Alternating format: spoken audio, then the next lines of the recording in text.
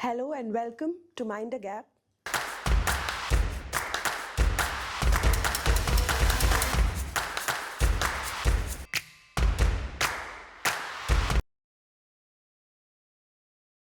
A unique podcast by Whitefield Global School, where we create a safe and respectful space for different generations to listen, reflect, and understand each other better. I'm your host and moderator, Dr. Sita Shankar, and today's discussion is on a topic that is familiar to every household, but it is viewed very differently. Spending allowance, or commonly known as pocket money. Is pocket money a tool for empowerment that helps children learn responsibility, independence, and financial decision making? Or does it sometimes become an indulgence seen as entitlement, impulsive spending, or does it create conflicts at home?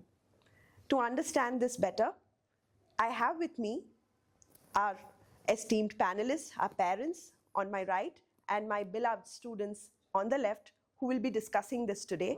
Let's know their perspectives, let's understand their experiences, and let's dive into the conversation. At the outset, I would request our esteemed parents to introduce themselves. Thank you, ma'am, for inviting me in this beautiful podcast. My name is Sunil Upadhyay. I work in Synchron Software as a engineering manager, where I have 18 plus of years of experience. I take care of teams which works on data and AI ML. And previously, I have a good experience working in SAP Labs and Informatica. So my hobbies are like managing the personal finance and plus I play games, including like badminton and others. Good morning, ma'am. My name is Sajid, and I work for a firm named Kindle. It's an offshoot of IBM, and I work as a senior service delivery leader there. And I manage a global team of network engineers who support a global network of our client. And my interests are the emerging technologies, and as you mentioned, naturally AI as well. Yeah, thank you. Welcome. Good morning, ma'am. First of all, thanks to inviting us for such a very good podcast. So my name is Manoj Sharma. I am working as a IT delivery manager with Ericsson India, and I have around more than 20 years of experience. And my expertise in mainly in the FinOps area. FinOps, I work as a FinOps lead in my unit. And apart from that, I also take care of operational stability. So apart from that, my interests are like mainly emerging technology, learning more about AI, cloud optimizations, how we can introduce more and more savings. So that is my hobby as well as my job as well. Hello, ma'am. Good morning. This is Parmesh. First of all, it's great to be here, and I work for Coforge. I play the role of a director of software engineering. I've been with the industry for about 22 plus years, and my hobbies are primarily into traveling with my wife and son. Yeah, that's about it. Good morning, everyone. My name is Priyal Sharma, and I'm from class 11th, Commerce. And my hobbies are dancing and playing sports such as basketball, volleyball, and throwball. Thank you. Good morning, everyone present here.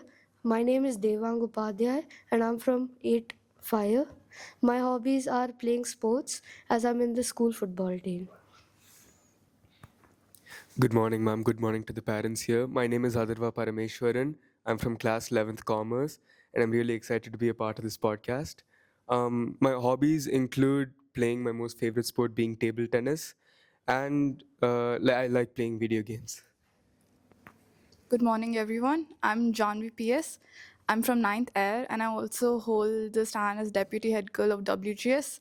My hobbies lie in the field of music, especially drumming. Fantastic. So wonderful to have all of you here. So I would like to start by asking Mr. Upadhyay, at home, how does this decision of giving a spending allowance happen, for children? If at all you think it is appropriate to give children spending allowance. Your thoughts on it? Yeah, so at home, pocket money is not about like money. I think it's about how kids will handle the financial freedom and how they will take the responsibilities. So at home, we decided long back, like a few years back, to start giving the pocket money to the kids. So that triggered the point when I attended one of the PBL where students were presenting about the financial in the school, where they were talking about all financial aspects related, like a different kind of investment, savings, stocks, and all. So then it started, and I discussed with my wife, and we decided, okay, why can't we start and giving some pocket money? So I have one daughter also, so both of the kids, based on the age, we decided some amount and we discussed, and they started collecting and they started taking the small decision based on that. But yeah, so sometimes we have to control, and we should trust them, and we should control how. Thank you. And I think I'll bring in Devang here. What does pocket money mean to you, Devang? Pocket money for me, I feel it is a allowance for me where I learn how to handle money. So once I get a fixed amount according to my age, which is set by my parents, I can choose either spending a little bit or saving it. I'm more of a spending person. So I do, search up a lot of things on my niche. So sometimes I do also save it, and I feel we should be given that. So, Mr. Sajid, when we look at children asking for money for an allowance, as a parent, what goes through your mind when your child asks for a certain amount of money as allowance? All right. So I see there's a apart from that financial factors we discussed, like I see there's a emotional factors also, like the childhood is one of the best phase of the life, right? So where they get to meet their friends, so they need some money to have those small joyous occasions, right? So there is emotional factor also here. And I recall 3 decades back when I used to like we used to have some school fests, uh, and this pocket money was a alien thing that time. So I still remember missing out on small goodies which I could have bought from those fests, school fests. And school fests were like alien thing that time, but our school had started those fests then. And I remember those emotional factors which I still remember 3 decades later. So I don't want my child to face the same situation. So I lean towards empowering her emotionally as well.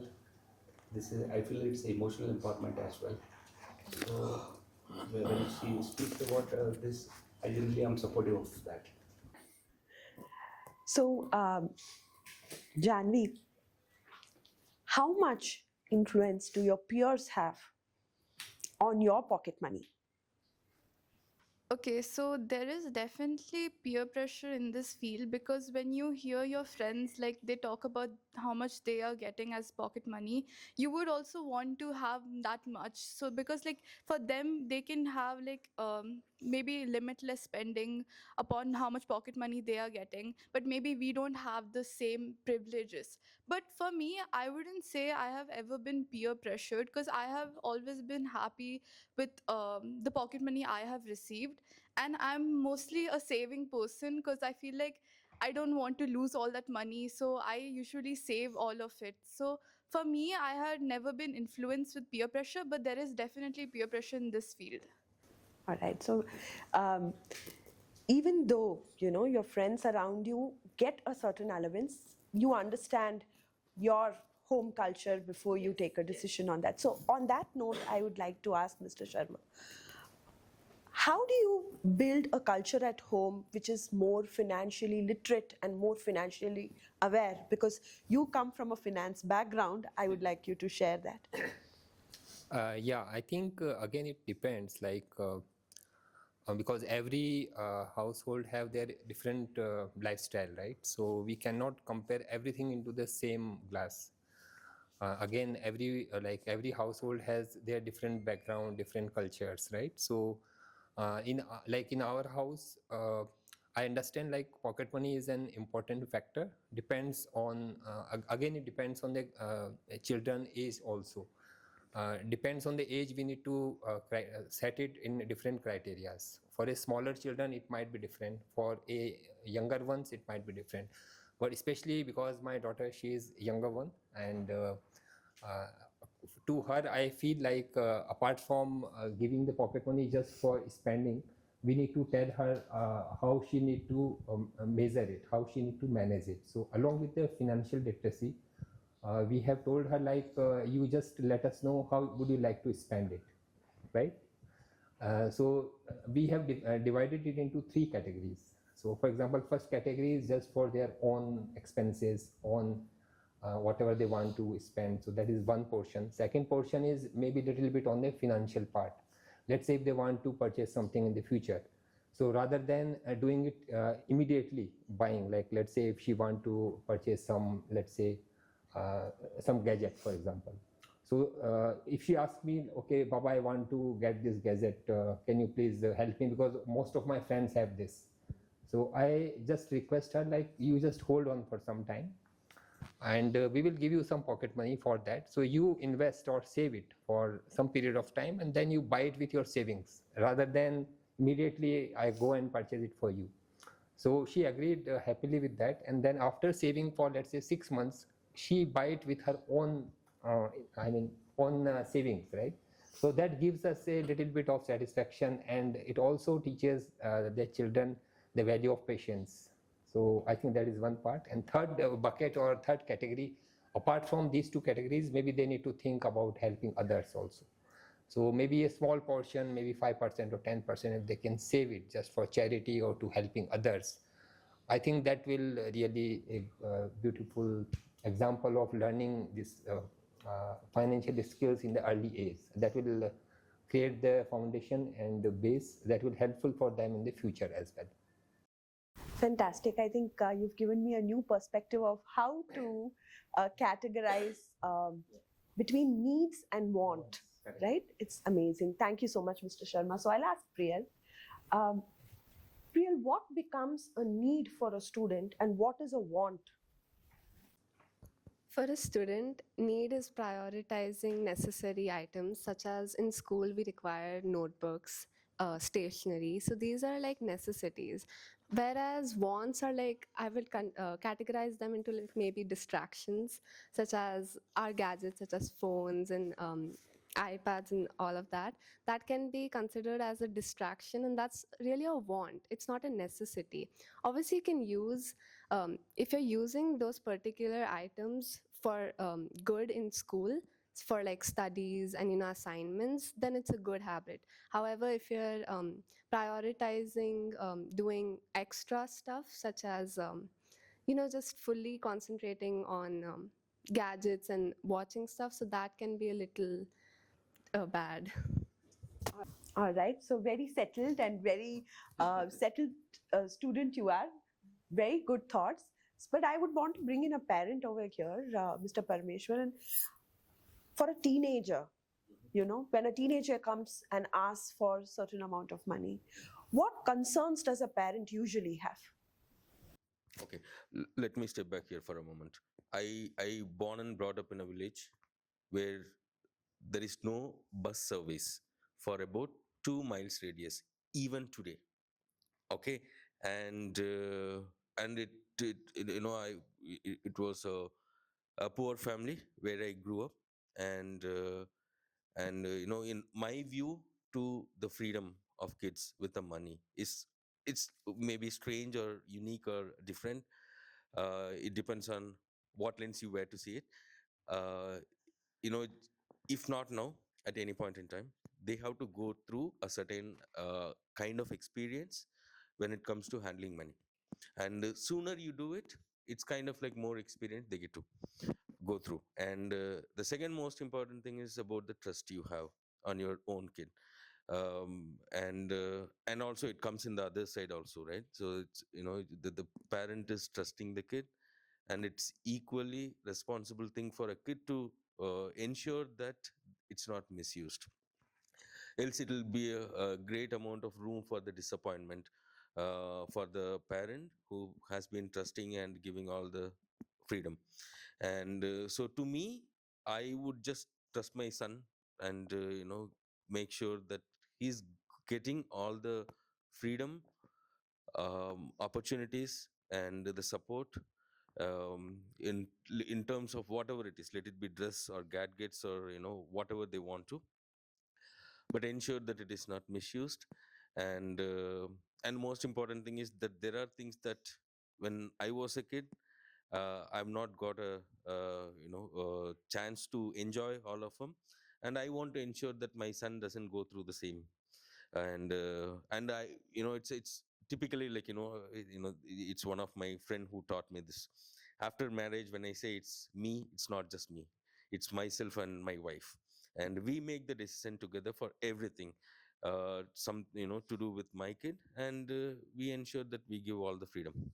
And even today, whatever he asks, I'll make sure that it's out there, right there. And that's kind of like mutual trust between a parent and a kid. That's how I personally view. And and again, it's just the thing, right? So you are giving whatever the best. At the end of the day, it's not just in your hands, right? It's your kids' hands. It's up to them on how they want to design their life, and you can control only to a certain extent. You just cannot go beyond a certain point, right? And and it's just that I'm trying to ensure that we educate our level best on what's right or wrong, and give all the flexibility. And at the end, it's up to them on how they want to take it forward. Very true. As parents, I think the job is more to facilitate rather than and empower rather than get involved deeply into it. But Atharva, you tell me, as a teenager, what are your major expenses? Like, where do you spend money the most? So as a teenager, I've been going out with my friends a lot, right? So I usually get a certain amount of allowance, let's say 1,500 to 2,000 rupees to go to the mall. And I usually save that money for like the remaining money. After I spend all the money there, like I have like 500 rupees left, which I save it, put it into my savings, right? And then the the main perspective that I have on having pocket money is to buy the wants. So our parents provide us all the needs that we want, whether it comes to stationeries, food, anything that you want. So I mostly spend my pocket money for wants and saving it up for in the future. Maybe I need it. I don't know what I might need in the future, right? And I mean, recently my most expensive expense is I bought myself a really expensive pair of headphones that I've been saving up for like 5 to 6 months, and it's worth it. And I'm really happy that I saved my money up on that. And I'm glad that I didn't use like up all my money. I still have a little bit of savings in case like I need it in the future. So yeah, that's about my expenses with pocket money. I like your clarity of thought and where you want to spend and how you want to spend it. I'll bring in a parent, Mr. Upadhyay. When we talk about healthy understanding of money, right? When financial literacy is all about children understanding where to spend and how to spend. Discussions on money sometimes becomes very difficult for parents, right? Because when a child comes with something that at that point of the time the family may not look at it as a priority. How do you deal with situations like that? Do you think it is right to discuss money with the child? Yes, sometime I have a few example with that. So many times when Devang comes up, okay, I want this, or I want some gadgets, or I want to buy some game or something. So we discuss and decide. Okay, it's a want, that is fine, but let's contribute from your pocket money, and or you save from the pocket money. Let's say some gadget games are little costlier than whatever pocket money they have. Then For a recent example, I asked him, okay, you contribute 50 or 60%, remaining I will contribute. Then he has to wait for 3-4 months, and then we contributed, and it was done. And he was also happy that he bought from his money. So that gives some satisfactions and confidence also. And it's a trust also. Okay, my parents promised me something, and now it's getting fulfilled. The other side, sometimes he wants something and that is not suitable or not required. Then we have some heated discussions also. Then we come up, okay, even if you have a freedom to spend from your pocket money, but it does not mean you can spend anywhere. For example, some game subscription we manage at home. Thank you. I think one thing that you really brought out is instant gratification. You know, so you ask for something, I want it right now. And sometimes for parents, it's very difficult to deal with it because we know, we've seen the long road. Yes. So we know that this is not going to be very important in the next 3-4 weeks. It's going to go, right? But putting that kind of money at that point of time may not be very sensible. When this thing happens at home, Devang, I'm going to become a devil's advocate right now. So how do you feel like when parents say that for you it may be important because your friends are all playing a game and your dad says that I can't get you the game right now. So what do you go through and what do you think parents should understand about that? So, like, as we learn in school and assemblies, that what our parents think and tell for us is good for us. And first, I feel a little bad because my friends have it, and it is really good and cool to be looking. And so, even I feel for some time that I should have also gotten it. But then later, when I realized that it didn't really help me, but it was a distraction from my academics and sports, which is really important for me, I realized that it could have been like I could have gotten something else which would have helped me instead of that, which is really a distraction for me. So I self assess. It takes some time, but then I do land upon the correct conclusion. We have some really good self-regulated children over here and very proud of all of you, right? So assemblies are working, Devang. Very good. So it takes some maturity for the child to understand about money, all right? So many of the times, the younger grades, children think money comes from the bank and the earning part of it doesn't come in very quickly, right? Unless they go and work somewhere. So do you encourage, household chores and children earning pocket money out of that? Do you think there is any merit to that kind of a thought? Yeah, personally speaking, I have not encouraged households goes for deciding the pocket money. But yes, like what you said, like once they are at least in high school, it's time to discuss some financial aspects and how the finance works in general, right? At least high school is my feeling is that high school is a point where the kids should know those details about the finance. But on a personal front, I have not felt that has a merit to like put certain factors. Like I've seen some parents even deciding that to score this, I give this pocket money, which I felt between siblings itself it gets unhealthy competition. So I generally avoided that. Yes, I think you're bringing out a very good point where we say that when we use it as a reward, anything monetary as a reward, then the expectation starts, then the child starts working only for that reward, not for learning itself or for self-actualization, if you can use a bigger term, but mostly they want to do it for some reward. So that may, be a counterproductive thing is something that, yes. In abroad, young teenagers, high schoolers go and work, probably a petrol bunk or probably a fast food delivery place, or to earn their pocket money, and then there's no questions asked by parents, where are you using it, how are you using it? Do you think something like that will work in India? Would you be interested in taking a part-time job to add on to your allowance every month? Well, speaking in perspective of India, in India, like family is like a gratitude. Like you wouldn't want your family to work to earn money because, like, as parents or as their kids, you would always look up to them. You know, you would always like give them what they need, and you will never want to make them feel left out. That we like they wouldn't make us feel like wanting something, like they would want to give it to us. So in India, I feel like parents do not encourage kids to work like outside to earn their allowance, but like that definitely gives an experience, like it's like self earning, so it gives you like that independence of like working yourself and earning your own money. So I get why parents don't question that in abroad, because they are earning that money like with their own hard work.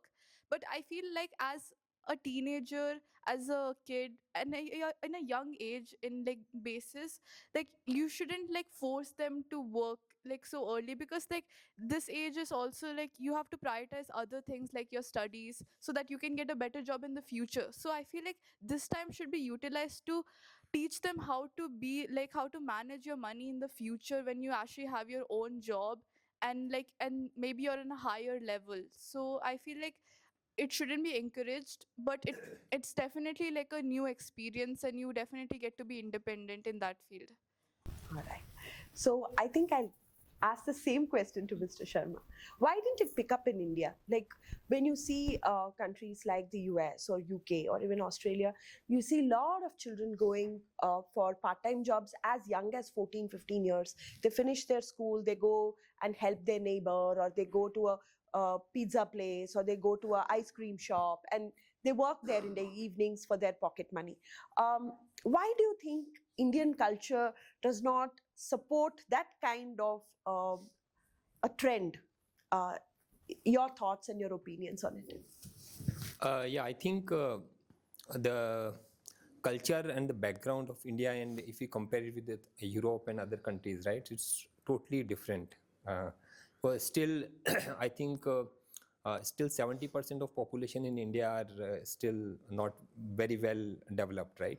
So we can't expect them, because their main focus is to do some good studies, and rather than focusing on earning in the initial stages, their main focus is to achieve something or focus more and more on studies, right? But that is not the case with foreign countries. Foreign countries, more than 90% people are already, they have everything, right? They are financially independent. So for them, I think doing part-time job, it's just like they are doing it mainly for their experience, not for their need, right? But in India, it's not like that. In India, our parents focus mainly children should do, and also if you compare in India, the competition is very, very tough. If you see here in all the key competitive exams, I mean, no parent would like their children in this early age start focusing on part-time jobs rather than so their main goal is just to clear some entrance or get into some good colleges, and then part-time job and other things, once they achieve something, their basic degree, then they can definitely do it. So I think a lot of difference because of the background, because of the overall economy of the country. Many factors are there, and that could be one of the main reason, I guess. Priyal, what does financial independence mean to you? When will you think you are financially independent as a teenager? Okay, for me, financial independence is when I can manage my money and learn about financial literacy topics such as saving, investments, and budgeting. And as a teenager, financial independence is again pocket money. The concept of pocket money, getting some sort of allowance and using that in multiple fields. You can save some amount and then you can use some of it to get whatever you want. I think that is financial independence. However, in the later stage, financial independence, just depending on pocket money, is not necessary, because I think at a certain age you will have to start working, because that's why you're studying in school and colleges. And once you start working and actually making your own money through hard work, that is when you're truly financially independent. But when you're starting from a young age, you will know all the necessary terminologies, and know the art of learning, such as saving and budgeting. Very nicely put about after a point of time how knowing more about finances is very important for anybody. I'm being gender neutral here, so whether it is a boy or a girl, knowing how to have your own bank account, how do you invest, and how do you make most of your earnings is very important. So I think I'll bring in Mr. Parameshwaran here. And how do early experiences with money shape the child going forward? So does it make sense to open a bank account for a minor at the early age, teaching them about markets or banking or stocks and bonds? Does it help? I mean, or are we putting a lot of pressure on them? Are we stealing their childhood? Where do we draw the line between financial independence and a financial responsibility? I think it's in my personal view, it's typically a mindset change that the for a parent since in 80s, you know 80s kid know this. Okay, giving him 100 rupees, it's a fairly big deal. Oh no, okay, it's too much money for a kid. But at some point in time, when as you grow, there are many phases where you are learning on the fly when it comes to handling financial aspects. Whereas you now get to have your kid trained at the earliest stages. It's typically a mindset change to me. You do it in advance, they get to have more exposure on how to get their money handled in financial aspects. And So you catch them young, you train them young, so that this taboo of talking about finances or learning about finances is not there as children grow up. So Adharva, when you make financial mistakes, you get a pocket money, right? And then say you bought a earphone and it didn't work the way you wanted it to work. What do you do? In the sense, how does that affect your confidence when it comes to handling money? Well, personally, if they didn't work, then I'd be very sad. So, yeah, in the beginning, I'd be a little disappointed, but I think this is like a step in the right direction of learning how to handle your own money, right? Like, you know how to like take a risk, but then like not too much of a risk. he'll feel so bad, but I'll ask him not to feel bad, and I'll get him a new one. He know that.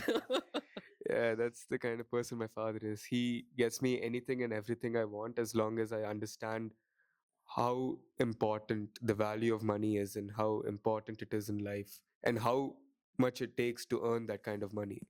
Right. So, yeah, it teaches me how to be responsible with my money, and I'll be a little less sad. Eventually, it takes time to heal, but then I will be fine in the end. But that's a very good point. You made one statement where you spoke about risk, right? With financial decisions, Mr. Sharma, there's always a risk, right? And as a community, I would say, or a country, many of us are risk averse. So when it comes to money, or when it comes to especially children, when we give money to them, there is this constant micromanaging that sometimes happens. Where is that money? Where is it? Are you getting it? Or how do you create a healthy risk appetite in children? Yeah, I think the important aspect of this is the money management, right? Like how the kids manage their money, whatever we give it to them. So main risk management is like, I give you one example. Like let's say in a younger age, many kids who are not very experienced enough, right? They get into the habit of, let's say, online games, for example. Online games, or nowadays a lot of betting apps are there, if you know, right? Which recently I think government has put ban on all of those.